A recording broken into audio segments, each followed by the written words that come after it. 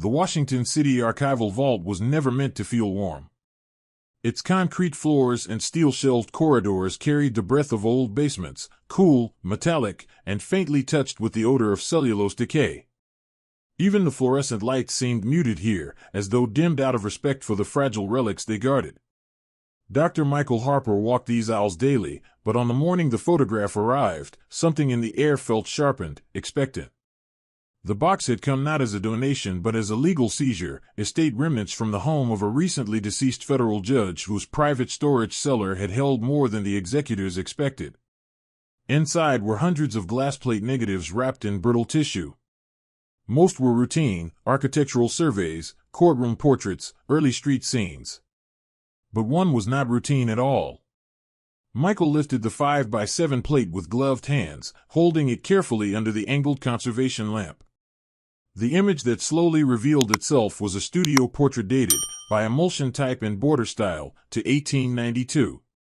A mother and two adult daughters, African American, formally dressed, seated before a painted backdrop of a Victorian interior garden. Their expressions were steady, dignified, unadorned by theatrical sentiment. Their clothing, lace collars, pressed skirts, modest jewelry, spoke of careful pride, of a family who understood the significance of being photographed in an era that so often excluded them. It was their hands that stopped him. The mother sat with her palms pressed together, but the gesture was not prayer. Her thumbs crossed too tightly, her index and middle fingers extended in a deliberate angle requiring conscious strain. The daughters mirrored one another, each resting a hand on their mother's shoulders, but with fingers locked into shapes that no natural pose could produce. The longer Michael stared, the more the positions gathered in tension, as if the women had held these gestures for far too many seconds of exposure time, resisting even the smallest tremor. He raised his magnifying loupe. Along the negative's right edge, he noticed the faintest engraving, WCV 1892-441. At first he assumed it was a studio cataloging number, but under magnification, the characters revealed themselves as manually notched, etched with deliberate pressure, the grooves flanked by microfractures suggesting controlled scoring. Surrounding the code were additional markings, uneven ticks, shallow lines, tiny abrasions that made no decorative sense. Someone had conditioned the negative. Someone had wanted this photograph to hold more than an image. Michael carried the plate to the scanning station. The high-resolution digital capture brought out characteristics invisible to the eye. The margins contained microscopic interference patterns, evidence of layered etching, perhaps altered post-exposure. The hand positions, once peculiar, now looked almost instructional. The daughter's mirroring was too perfect, finger joints aligned at matching degrees as though following a diagram. The mother's clasp was more rigid than devotional hands ever were. He felt, unexpectedly, a chill. This was not art. And it was not a family portrait in the conventional sense. The photograph had been constructed, engineered, to record something beyond likeness. Michael leaned back in his chair, studying the enlarged projection. He had cataloged countless 19th-century images, including the subtle codes used by abolitionist photographers before the Civil War, hidden symbols and background fabrics, directional cues and props. But those systems had largely vanished after emancipation, replaced by the promise, however uneven, of official recognition. Yet here was a signal from 1892, a year when the law claimed to protect rights while bureaucracies quietly dismantled them. A year when black families migrating north found themselves entangled in new forms of exclusion disguised as regulation and clerical order. The photograph felt like testimony, silent but insistent, as though the women understood their moment would not be believed without an encoding deeper than ink or paper. He zoomed in again on the etched number, 441. A case file? A ledger entry? A registry substitute? He could not yet say. But the more he studied, the more an unspoken realization pressed itself into the quiet room. Someone had used this photograph not simply to preserve a family's likeness, but to assert their existence against a system intent on erasing it. Michael stared at the mother's hands one last time. They held their unnatural pose with a rigidity that transcended the century between them and him. A gesture of warning, or of proof. A gesture meant to endure despite those who would prefer it silently fade. Whatever story this image belonged to, he understood one thing with certainty: it had not been meant for the official archives of its time. But it had found its way into his. And somewhere behind its etched code, a buried history was waiting, deliberate, encoded, and unwilling to stay hidden. Michael summoned two colleagues whose expertise could penetrate the photograph's quiet defiance. Dr. Laura Jennings arrived first, her research on post-emancipation migration folded into worn leather notebooks filled with census rejections, contested property filings, and church ledger fragments. Moments later came Dr. Nicholas Rain, a scholar of 19th-century visual cryptographic systems, a field so narrow that most historians assumed it belonged to wartime intelligence rather than civilian life. They stood before the enlarged scan as if examining a medical anomaly. Laura spoke first, tracing a fingertip along the mother's strained clasp. By the late 1880s, Northern institutions had learned how to deny people without saying no: birth certificates lost, marriage records mysteriously missing, property claims voided because a clerk could not confirm lineage. Erasure through paperwork. Families fled north thinking they'd escaped the plantation ledger, only to discover the government kept its own gate. Nicholas leaned forward, adjusting his spectacles. These hands are not devotional. They're algorithmic. He repositioned the scan to isolate the daughter's mirrored shoulder rests. Angles like these do not occur accidentally. You teach a pose like this. You rehearse it. And you hold it steady during a 10-second exposure, knowing tremor means failure. He tapped the etched code, WCV 1892-441. Someone structured a registry behind the registry. The primary figure, he nodded toward the mother, is signaling verification authority. A vouch holder. The daughter's gestures confirm lineage status. Not language. Not narrative. Categories. Laura added quietly, a community forced to authenticate itself because officials refused to acknowledge its existence. Michael felt the room tighten. They were not looking at a sentimental portrait, they were staring at evidence of a parallel infrastructure, quiet, necessary, and born from bureaucratic cruelty. What he once assumed was a decorative engraving now read as an administrative mark, a case entry in a hidden ledger designed by those who had learned the state could not be trusted. The three scholars stood in near silence, the truth settling with slow heaviness. This photograph had not merely preserved a family. It had defended them. The engraved code, WCV 1892-441, became Michael's first thread. The Washington City Vault maintained tens of thousands of dormant case references, most forgotten, many misfiled in the decades when clerks either ignored or deliberately obstructed black petitioners. When he entered the sequence into the database, the screen hesitated as though reluctant to expose what lay beneath. Then a cluster of unindexed directories appeared, subfolders linked to inheritance disputes, identity challenges, and unprocessed legal testimonies from 1890 to 1895. Only one name repeated with unsettling frequency. Clara Morris. Seamstress. Listed in Mutual Aid Society minutes, cited as a witness in contested family registries, mentioned in footnotes that read less like bureaucratic entries and more like quiet acts of resistance. Her presence surfaced again in a series of census rejections, cases in which government examiners dismissed entire households on the grounds of insufficient identity confirmation. Attached to several of these files were references to photographic substitute testimonies, a phrase that landed on Michael like a century-delayed accusation. Lawyers had once submitted portraiture in place of documents the government refused to acknowledge. Nicholas leaned over the monitor. Case 441 wasn't decorative. It was procedural. Someone expected this image to enter the courtroom. And someone expected it to be refused, Laura added, scanning a rejection memorandum dated March 1893. Look here. No recorded birth evidence. No verified lineage. Photograph insufficient. Yet the mutual aid notes show the family was known, vouched for, documented, just not in a system that recognized their humanity. The pattern formed slowly, painfully, families denied existence not by violence but by paperwork. No whip, no chain, only the quiet brutality of a clerk's pen. Michael returned to the portrait on the light table. The three women had sat still, steady, and dignified, knowing their hands carried the burden of legal proof. The etched code, the deliberate poses, the conditioned negative, all were last defenses against a system designed to unwrite them. For the first time, he felt the photograph watching him back. Not pleading, insisting. An archive of people America recorded only when it wished to deny them. The deeper Michael dug, the clearer the architecture of the hidden network became.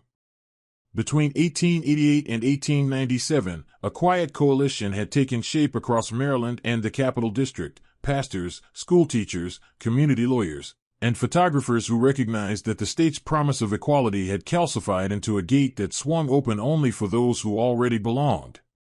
They had built, piece by piece, a parallel system of identity confirmation grounded not in government ink but in community trust.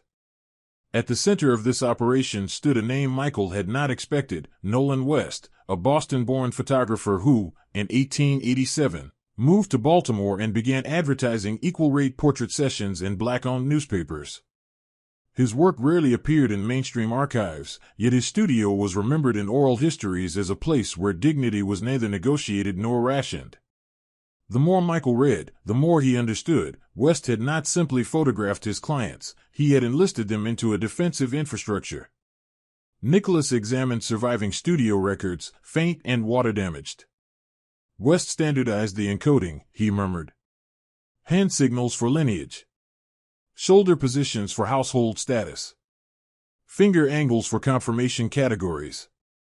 Each negative engraved with a case number that could pass unnoticed by white registrars. Laura found corroboration in church ledgers. Pastors documented baptisms and marriages twice, once in official books vulnerable to tampering, and again in private volumes cross-referenced with portrait codes. Teachers trained children to recognize gestures not as secrecy, but as continuity, a shield against the sudden disappearance of their names from public rolls. The network's brilliance was its visibility. Nothing hid in shadows, everything occurred in plain sight, concealed only by the blindness of those who believed black communities incapable of administrative sophistication. The coded photographs entered courts as ordinary family portraits. Only those within the circle knew that each studio session doubled as enrollment into a ledger more reliable than the state's. Michael looked again at the mother's impossible hand clasp. She was not posing. She was signing her family into existence. And the daughters, flanking her, were affirming that existence in a language authorities were never meant to read. Her name surfaced again and again, Clara Morris, until she ceased being a reference and became a presence.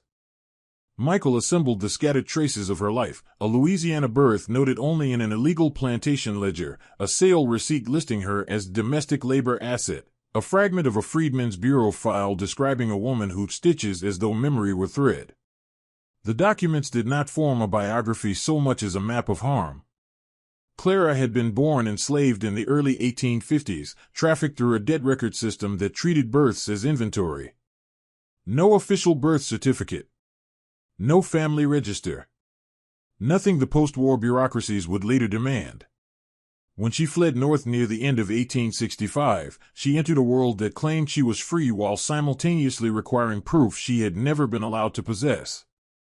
In Baltimore, needlework became both her livelihood and her quiet rebellion. Lace collars, hem repairs, embroidered samplers, objects that moved through black households with a familiarity the state tried to deny them. Oral accounts described her as patient, composed, and impossibly organized. Children recalled that she could remember entire family trees even when no one else possessed a single document. Michael discovered something far more revelatory. Clara had served as a vouch holder, a verification node in the parallel identity network. Mutual aid records described how she trained families to hold their hands at precise angles during long exposures, tiny positions that translated into legal meaning. She possessed instructional diagrams stitched into cloth rather than inked onto paper, so that no official raid or hostile registry review could confiscate them. But such work carried a cost. Her notes, preserved only in fragments, revealed the emotional weight she bore. If the state demands a name, we give them a face. If they erase the face, we give them the hands. But each denial takes something from us that stitching cannot restore. She documented dozens of families whose claims had been challenged, inheritance cases, marriage validations, custody disputes hinging on the fiction that their histories lacked evidence. Each photograph she guided into existence was not a portrait but a defense strategy, a final line of testimony when all other testimony had been disqualified. The mother and daughters in the 1892 plate were not anonymous subjects. They were Clara's work, her students, her witnesses, her responsibility. Tracing Clara's lineage required navigating archives that had never existed in official form. The families she assisted were often recorded only in church sub-registries, pages kept in basements, handwritten by pastors who understood their entries might one day be the only surviving evidence that a family had ever lived where they said they lived. Michael spent weeks assembling scattered fragments until, finally, a single surviving thread emerged, a baptismal entry for Clara's daughter, followed by another for a granddaughter who later migrated north. The trail ended on the outskirts of Philadelphia, in a narrow row house kept with pristine order. Maria Morris, 81 years old, opened the door with a steadiness that suggested long familiarity with researchers and the stories they carried. When Michael explained the photograph, she did not look surprised. She only nodded once, slowly, and motioned for him to sit. "I always wondered when someone would come for it," she said, disappearing into a back room. She returned holding a small wooden box bound with faded ribbon, an heirloom she described as having been passed down with instructions to never destroy it, even when we didn't understand why.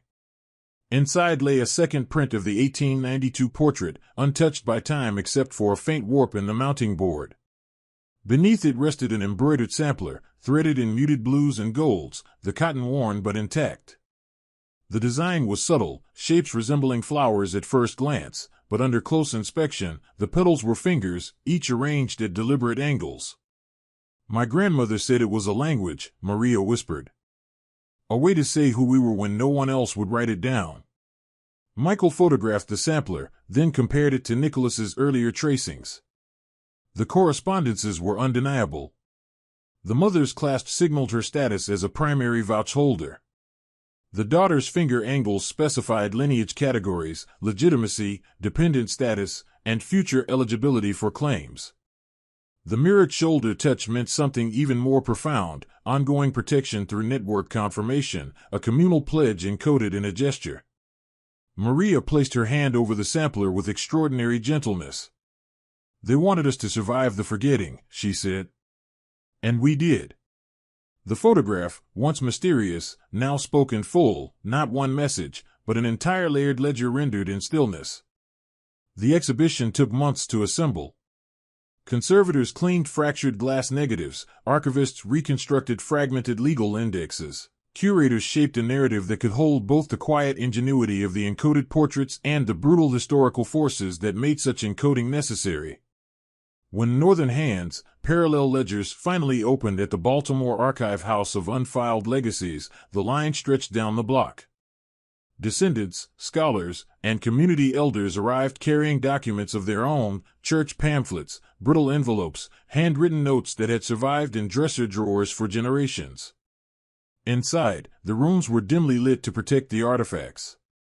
Along one wall hung the restored negatives, each illuminated from behind so the etched codes shimmered faintly. Opposite them, court indexes displayed the bureaucratic refusals that had once tried to nullify the very families standing before them now. The gallery's centerpiece was the 1892 portrait, presented beside Maria's embroidered sampler. Visitors stood before it in solemn concentration, tracing the finger positions with their eyes, recognizing, not metaphorically but literally, the language of survival. Michael watched from the corner as a young woman steadied the sampler, her brow tightening. "My great-grandmother posed like this," she murmured to her father. "There's a picture of her in the church basement. I thought it was just a stiff Victorian thing." Her father placed a hand on her shoulder, as if anchoring her to a lineage suddenly made visible. Laura and Nicholas joined Michael near the back of the hall. "We expected resistance," Laura said softly, "but instead people keep bringing more evidence. They've been waiting for someone to name what they already suspected." Nicholas nodded. A parallel archive doesn't vanish. It migrates. It survives in memory until someone listens. For Michael, the revelation was not merely academic. Standing before the portrait, he understood the full weight of what the three women had done. They had sat for a photograph believing it might one day defend their right to exist in records designed to erase them. More than a century later, their hands, steady, unswerving, had finally reached the audience they were meant to reach. The portrait no longer looked ordinary. It read like a declaration.